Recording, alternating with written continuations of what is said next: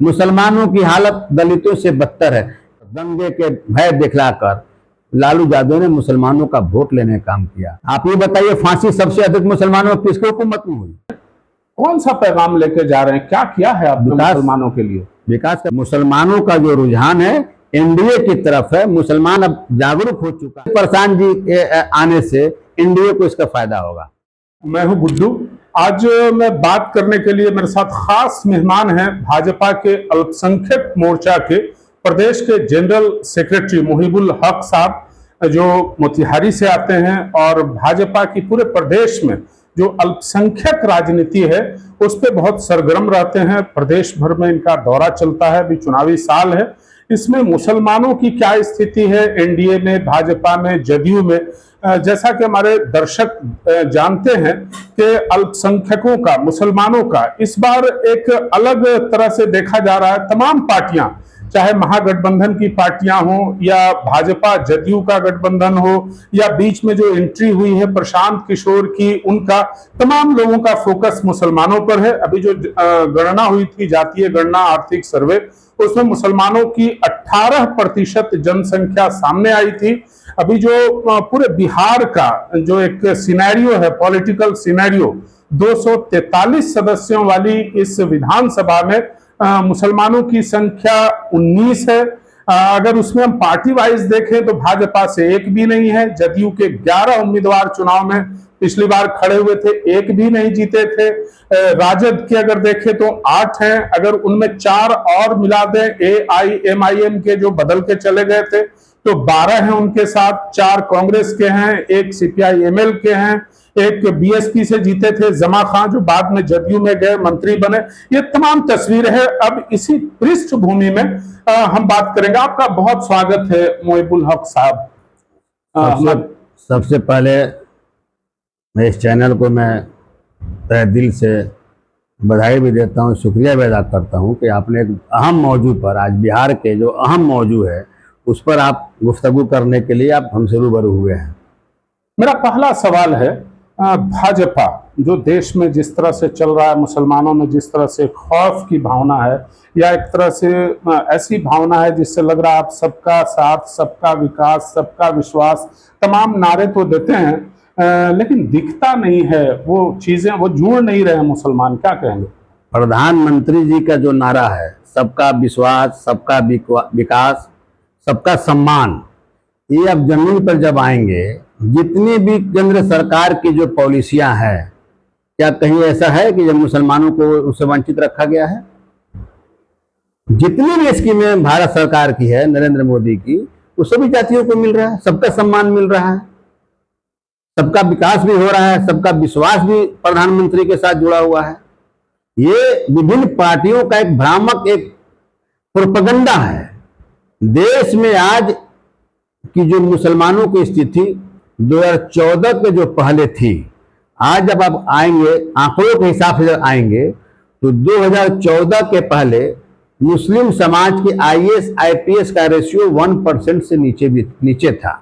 आज 2014 से जो 2024 तक का रिजल्ट में आएंगे तो हर साल 44, 45, 49, 52, 55 हमारे घर के बच्चे बच्चियां IAS IPS बन रहे हैं। हमारे बच्चे बच्चियां जजेस बन रही हैं। ये क्या पहले बच्चे पढ़ते नहीं थे? पहले वंचित रखा जाता था। उनका सोच था। सच्चर कमेटी की रिपोर्ट भी आपने देखा होगा। ये कांग्रेस की हुकूमत में 70 साल में सच्चर कमेटी की रिपोर्ट आई। सच्चर कमेटी की रिपोर्ट देश की आजादी के बाद ये साबित किया कि मुसलमानों की हालत बद से बदतर है, मुसलमानों की हालत दलितों से बदतर है। क्या यूपीए हुकूमत ने कभी उस पर चर्चा किया? पहले ऐसे देश के प्रधानमंत्री आए जिन्होंने नारा दिया कि एक हाथ में अगर कुरान हो तो एक हाथ में कंप्यूटर भी होना चाहिए, तब जाके हमारे मुस्लिम बच्चों का तरक्की होगा, उनकी बढ़ोतरी होगी। अभी वक्फ पे बहुत सवाल है। एक पूरे देश भर में एक तरह की शंका है, डर है कि अब आपकी नजर वो वक्फ संपत्तियों पर है, उसको आप मैनेज करना चाहते हैं, उसमें अपने आदमी बिठाना चाहते हैं। आखिर वक्फ का जो मैनेजमेंट है उसमें गैर मुस्लिम क्यों? क्या जवाब है? आपने बड़ा अहम सवाल किया है। गैर मुस्लिम के सुप्रीम कोर्ट का उस पर कुछ कमेंट भी आया था, मैं उस पर नहीं जाना चाहता। देश सबका है और वक्फ पे जो आपने चर्चा किया, बड़े अहम मुद्दे पर आपने चर्चा किया। वक्फ की संपत्ति रेलवे के बाद, रेलवे के जितनी हिंदुस्तान में जमीनें हैं उसके बाद अगर किसी के पास भूमि है तो वो वक्फ के पास है। हमारे पूर्वजों ने दान किया। दान का मतलब क्या? हमने वक्फ किया, दान किया, गरीबों के लिए दान किया।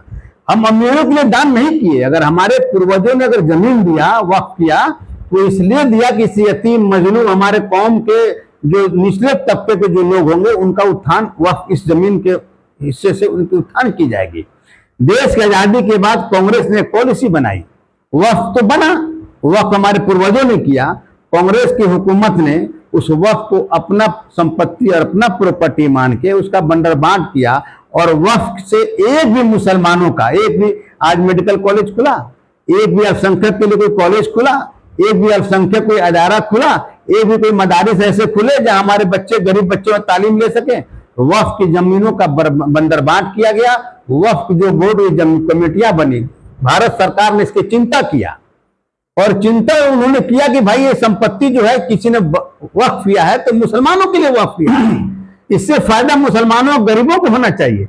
ये तो प्रोपगंडा है कि ताकि ये कानून लागू नहीं हो। ये हमेशा संशोधन हुआ है, कांग्रेस की हुकूमत में भी वक्फ बोर्ड संशोधन हुआ था। ये विरोध इसलिए हो रहा है, ये जो बिल है वो भारतीय जनता पार्टी ने लेकर आई है। अगर ये बिल कांग्रेस लेकर आती, आज वो सब लोग बंद रहते, मुंह बंद रहता। आ जाइए पटना के अंदर जाइए, पूरा डाक बंगला वक्फ की जमीन है, किसके कब्जे में है? बड़ी बड़ी इमारतें बनी हुई, किसके कब्जे में? क्या गरीबों के कब्जे में? क्या मुसलमानों के कब्जे में है? हमारे बाबा वाजदाद ने, दादा वाजदाद ने वो जमीन गरीबों को के लिए दी थी। आज उसका मलाई कौन खा रहा है? यही यूपीए के लोग, यही भारत सरकार के, जो यूपीए की सरकार थी कांग्रेस की, इन लोगों ने उसका मिसयूज किया। भारत सरकार ने इस चीज को गौर से देखा और महसूस किया कि भाई ये गरीबों का इस पर हक होना चाहिए। इसलिए कमेटी जब बनेगी, हम मुकदमे में जाते थे, चेयरमैन को पावर था, जिसको उसने ऑर्डर कर दिया उसके अपील में कोर्ट नहीं जा सकते थे। मेरी संपत्ति मेरे दादाओं ने दी है और आप उस पर कब्जा किए हैं, आप चेयरमैन और मैनेज हो जाते थे और जजमेंट सुनाते थे, हम उसके खिलाफ कहीं नहीं जा सकते थे। आज अगर हमारी संपत्ति का मिसयूज हो रहा है, हमारे संपत्ति को बेची जा रही है, हम उसके खिलाफ कोर्ट में जा सकते हैं। अच्छा, मुसलमानों का क्या भविष्य है? अगले चुनाव में आप क्या करेंगे? उससे पहले हम जानना चाहते हैं, आप मुसलमानों के एक ऐसे तबके से आते हैं जो पढ़ा लिखा है, अलीगढ़ मुस्लिम यूनिवर्सिटी से उच्च शिक्षा हासिल की, आपने एलएलबी की डिग्री ली, आप वहाँ के छात्र संघ के कैबिनेट में रहे, तमाम चीज़ें हैं। आप भाजपा से कब जुड़े, कैसे जुड़े, थोड़ा बताइए। मैं पहले आरजेडी में था। आरजेडी की जो विचारधारा थी, उन्होंने नारा दिया माई समीकरण। मैं जब ग्रास रूट पर जब वर्क करने गया, पंचायत चुनाव, विधानसभा चुनाव, जितनी भी चुनावी थी, मैंने महसूस किया कि मुसलमान का जो वोट है वो वाई को 100% जाता है। मैं जब एम चुनाव लड़ता है, पंचायत स्तरीय चुनाव हो, कोई भी चुनाव, वाई का समीकरण वहां सटता नहीं है। लालू यादव ने हाड़ी दाढ़ी का नारा दिया, दाढ़ी उनके साथ रहा, हाड़ी कभी नहीं रहा। मुसलमानों को बरगला कर, डरवा कर, दंगे के भय दिखलाकर लालू यादव ने मुसलमानों का वोट लेने का काम किया। आजादी के बाद कांग्रेसियों ने दंगा करके मुसलमानों को डराकर वोट लिया। टाटा किसके सरकार में आई थी? यूपीए की सरकार। आप ये बताइए, फांसी सबसे अधिक मुसलमानों की किसकी हुकूमत में हुई? अच्छा, हम दर्शकों को बता दें, बत्तख मियाँ की जो कहानी है वो महात्मा गांधी से जुड़ी हुई है। महात्मा गांधी जी के एक अनुयायी की तरह उनको देखा जाता है। उन्होंने एक तरह से अपनी जान दी थी महात्मा गांधी को बचाने के लिए, और भारत के इतिहास में उनका स्वर्णिम अक्षरों में नाम लिखा हुआ है, जिसकी चर्चा कर रहे हैं मोहिबुल हक साहब। तो मेरा अगला सवाल यह है कि एनडीए को अगले चुनाव में आप जा रहे हैं, पिछली बार तो एक भी सीट आप लोगों ने कैंडिडेट नहीं बनाया था, भाजपा ने नहीं बनाया था, जदयू ने बनाया था, लेकिन वो विश्वास अर्जित नहीं कर सकी माइनॉरिटी के बीच में आपकी पार्टी, आपका दल। इस बार जब आप जा रहे हैं, कौन सा पैगाम लेके जा रहे हैं? क्या किया है आपने मुसलमानों के लिए? विकास का पैगाम लेके जा रहे हैं। बिहार के अंदर जितने भी विभाजित कब्रिस्तान थे, मदरसों की तरक्की, हर जिला के अंदर अल्पसंख्यक आवासीय हॉस्टल, हर जिला के अंदर विवाह भवन, हर जिला के अंदर Urdu high secondary school Urdu बनने जा रहा है। किसकी सरकार में बनने जा रहा है? कांग्रेस की हुकूमत में एक भी ऐसा स्कूल बताइए जो माइनॉरिटीज का था, एक भी हॉस्टल बता दीजिए जो माइनॉरिटीज के लिए था, एक भी ऐसा कोई संस्था बता दीजिए यूपीए में जो लालू के राज में 15 साल में कोई खुला हो। ये काम एनडीए की सरकार ने मुसलमानों की चिंता किया, और एनडीए की सरकार के साथ गठबंधन माननीय नीतीश कुमार मुख्यमंत्री हैं और हमारे वित्त मंत्री सुशील कुमार मोदी हुआ करते थे। उन्होंने पहली बार अपने बजट से तमाम बिहारी कब्रिस्तानों के लिए फंडिंग किया, और आज 99% कब्रिस्तान की घेराबंदी मुकम्मल हो चुकी है। मदरसों को छठा वेतन मिल रहा है।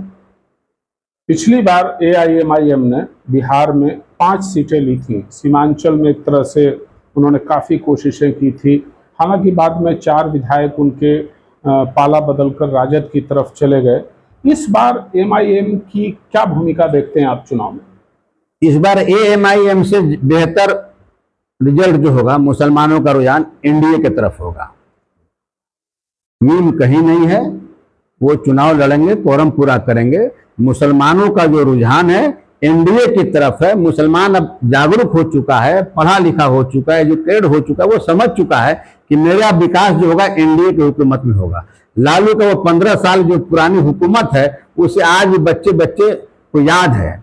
आप शाम के बाद सड़कों पे नहीं निकलते थे, मुसलमानों के बच्चियों का अजमत लूटी जाती थी, कोई मुसलमान महफूज नहीं था।